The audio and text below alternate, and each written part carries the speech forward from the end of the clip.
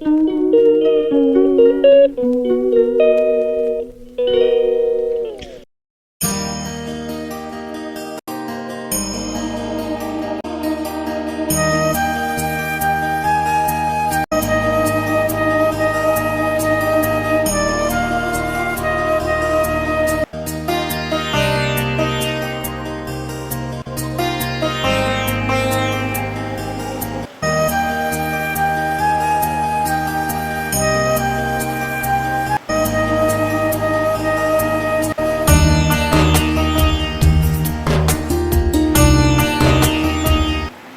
আজ হচ্ছে 19শে জ্যৈষ্ঠ, লোকনাথ বাবার তিরোধান দিবস। তো আমাদের পাড়ায় একটা মন্দির আছে, সেখানে বেশ ধুমধাম করে অনুষ্ঠান পালিত হয়। আর সেখানে আমি পুজো দিয়েছিলাম।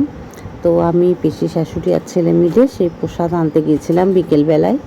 আর বাড়িতেও একটু লোকনাথ বাবাকে মিচড়ি কিশমিশ মিষ্টি দিয়ে পুজো দিয়েছিলাম। তো এটা হচ্ছে পরের দিন সকালবেলায়। এবার এই বাড়িতে এসে না মানে আমি মনে হয় ফার্স্ট টাইম রুটি করছি, জানো, এতদিন পর। লুচি পরোটা এসব করেছি, কিন্তু রুটিটা করিনি। মানে এটা এই রুটির ছাঁকাটা দেখেই আমি বুঝতে পারলাম। তো ভাবলাম আজকে সকালবেলায় একটু ছেলেকে আর সঞ্জয়কে দুটো করে রুটি করে দিই জলখাবারে।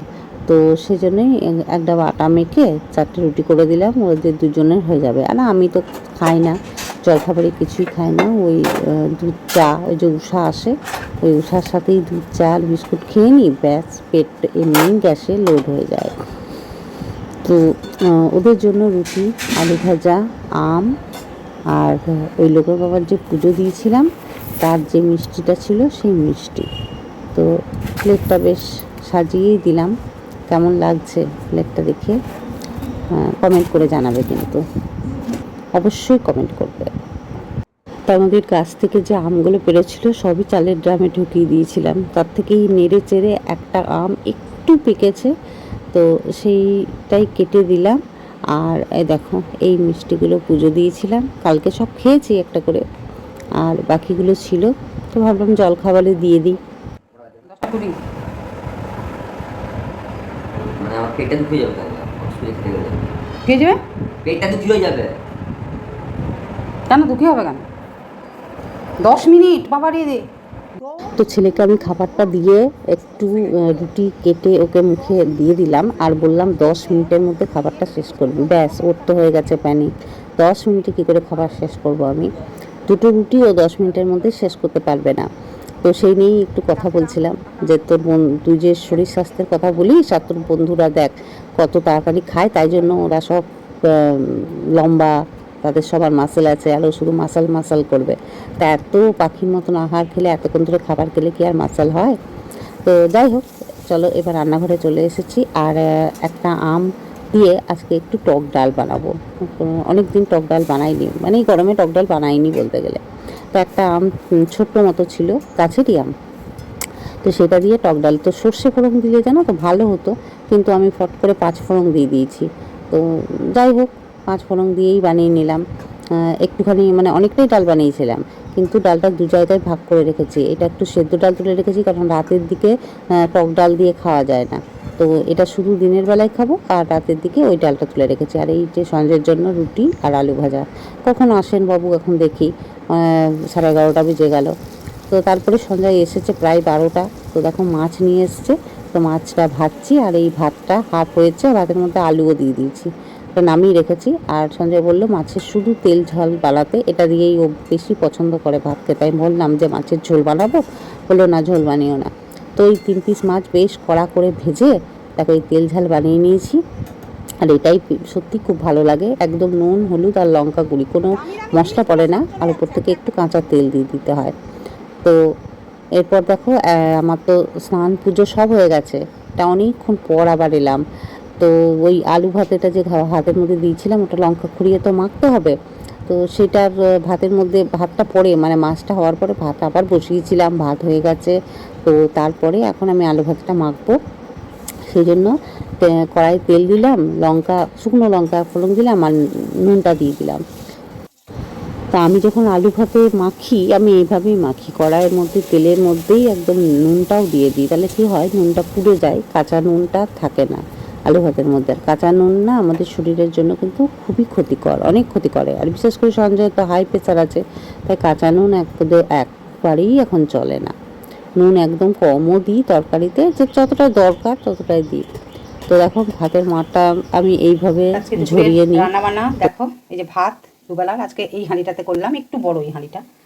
এই হচ্ছে মাছ 3 পিস আছে, একদম সেই তেল ঝাল যাকে বলে, নুন হলুদ লঙ্কা গুঁড়ি দিয়ে। একটু আলু ভাতে মেখেছি সামনের পাতে।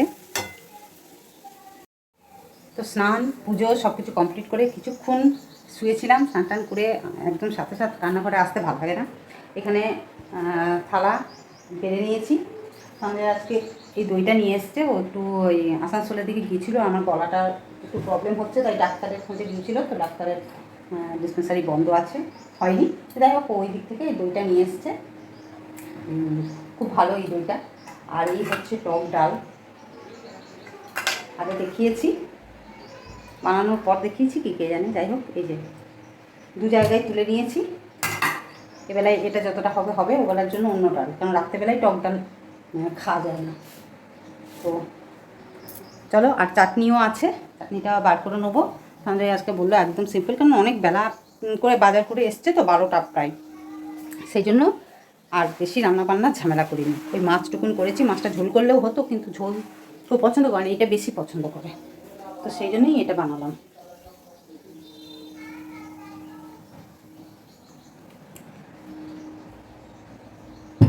ছেলের একটু প্রবলেম হয়, আলু ভাতে ডাল এসব দিয়ে খাবে, ডাল আলু ভাতে সব দিয়ে খেয়ে নেবে। তো চলো, আজকে বিকেলে আবার ছেলে টিউশন আছে, বিকেল বলতে একদম সন্ধ্যেবেলায়, সেই 7টার সময় বেরোবো। তো টোটো বলেই দিয়েছে, দাদা একদম ঘরে আসবে, আমাদেরকে নিয়ে যাবে। আবার আমি ওই দাদার টোটো করেই চলে আসবো, তারপর ছেলেকে পরে আনতে যাব, আমি আর সঞ্জয় দুজন মিলে। তো চলো খাওয়া দাওয়া করে নিই, খুব খিদে পেয়ে গেছে। চা খেয়েছি, বিস্কুট খেয়েছি, সবই খেয়েছি, আবার টুকটাক একটু মিষ্টিও খেয়েছি। কালকে লোকনাথ বাবার পুজোর যে প্রসাদ ছিল সেগুলোও খেয়েছি, এক মিষ্টি। তাহলেও কেন খেতে পাচ্ছে এত? তো 2:30 বেজে গেল, 2:15 থেকে জোগাড় করছি। কিছু কিছু কাজ থাকে যেগুলো একদম খাওয়ার আগেই করতে হয়, আগের থেকে করা যায় না। তো চলো পরে আবার আসছি, বকবক করতে পারছি না, পেটটা করছি। গুড ইভিনিং, রেডি হয়ে বসে আছি, ছেলের টিউশন যাব। এখন বাজছে 7:05। টোটো বলাই আছে, দুবেলাতেই বললাম, কিন্তু নেমেছে বাইরে বৃষ্টি। আমি জানলাগুলো এখনও কিছু খুলিনি, কারণ যেহেতু থাকবো না তাই জানলা খুলিনি। প্রচণ্ড জোরে বৃষ্টি হচ্ছে, সাথে বাজও পড়ছে, মেঘ ডাকছে। তো শুনতে পাচ্ছ কিনা জানি না, সেই দুপুর থেকে মেঘ করেছে, কিন্তু বৃষ্টিটা নামলো গিয়ে এই সন্ধেবেলা 6:30টায়। মানে এমন যেদিন যেদিন যখন যখন পড়া থাকবে ঠিক সেই টাইমে বৃষ্টিটা নামলো। তো যাই হোক, টোটো তো বলাই আছে, কিন্তু বৃষ্টিটা তো একটু কমতে হবে। এই মানে দুর্যোগের মধ্যে কি করে যাব? এত জোরে বৃষ্টি পড়লে তো ভিজে যাবে। তো দেখা যাক, একটু ফোন করে বলে দিতে হবে যে একটু দেরিতে যেন বৃষ্টিটা কমলে আসে, কারণ সোজা ডাইরেক্ট যাবো তো, 7:15 নাগাদ এলেও হয়ে যাবে। আর এটা সপ্তাহে একটা দিনই থাকে, কামাই হলে মুশকিল না। সে কি হয়েছে বলে কথা নয়, সেই রকম বৃষ্টি হলে যাওয়া যাবে না, কিছু করার নেই। তো কমলে তবেই বেরোবো। তো চলো, একটা সিরিয়াল দেখছি, অ্যাড করেছিল, ভাবলাম একটু ভিডিওটা করে নিই।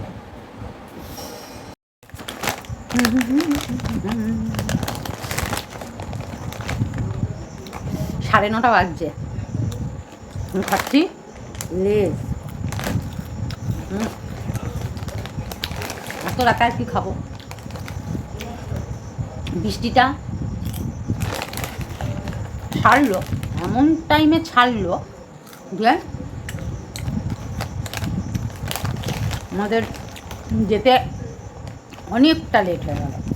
স্যার মোটামুটি 7:30, 7:40 স্টার্ট করলাম, কিন্তু আজকে 8:05 হয়ে গেছে, স্যার শুরু করে দিয়েছে। তো জিজ্ঞেস করলো বৃষ্টির জন্য দেরি হলো, না হ্যাঁ কী আর করবো। তবে ভাগ্যিস সঞ্জয় টোটো বলে দিয়েছিল, না হলে যেতে পারতাম না। মানে বৃষ্টি থামার পর আর বেরোনোর মতন টাইম ছিল না। কারণ কিছুটা হাঁটতে হয়, তারপর টোটো পাবো, তারপর আবার টোটো চেঞ্জ করতে হয়, ডাইরেক্ট টোটো তো যায় না। তাই জন্য রিজার্ভ করে না গেলে আজকে ব্যাসটা কামাই হতো। আর ছেলের ইচ্ছাও ছিল না, বারবার বলছে না গেলে এমন কিছু ক্ষতি নেই, না গেলে এমন কিছু ক্ষতি নেই, কিন্তু সপ্তাহে একটা দিন আর আবার সেই না হলে পরের সপ্তাহে, ওই জন্য নিয়ে গেলাম। আর এইটা এখন তার বৃষ্টি হচ্ছে না, এবার ছুটির সময় না হলেই।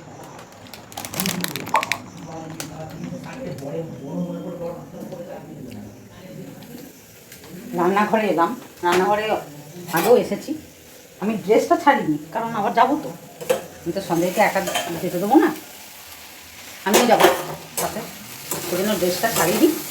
এসে সিরিয়ালগুলো ইয়েতে দেখলাম, মোবাইলেই দেখলাম, ফোনে দেখলাম সিরিয়ালগুলো, দুটো সিরিয়াল দেখলাম, দেখতে দেখতে অনেকটা লেট হয়ে গেল। তারপরে ভাত গরম করলাম, ডাল গরম করলাম, সেদ্ধ ডালটা গরম করলাম, আর টক ডালটা ফ্রিজে ঢুকিয়ে দিলাম, ওটা আবার কাল সকালে খাবো। আর এখানে বরবটি আলু ভাজা করছি, বরবটিটা সঙ্গে সকালবেলায় কেটে রেখেছিল, আমি আলুটা এখন কাটলাম, সে একসঙ্গে বরবটি আলু ভাজা করে দিচ্ছি। আলুগুলো কী রকম যেন পাথর পাথর,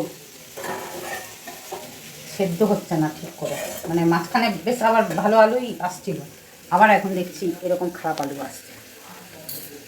তো ছেলেকে দিয়ে আবার ওই টোটোতেই চলে এলাম, আমার সুবিধা হলো, তাড়াতাড়ি করে আসতে পারলাম। তো চলো, এই তো আবার ছেলেকে আনতে যাব।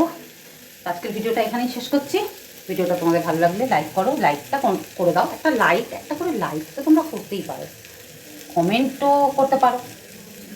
লাইক কমেন্ট না করলে এনগেজমেন্ট বাড়ে না, এনগেজমেন্টের জন্য লাইক কমেন্টের দরকার হয়।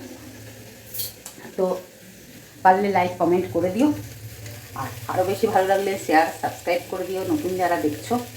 তো চলো, ভিডিওটা এখানে শেষ করছি, তোমাদের সঙ্গে দেখা হচ্ছে নেক্সট ভিডিওতে। ততক্ষণ তোমরা খুব ভালো থাকো, সুস্থ থাকো, আনন্দ থাকো।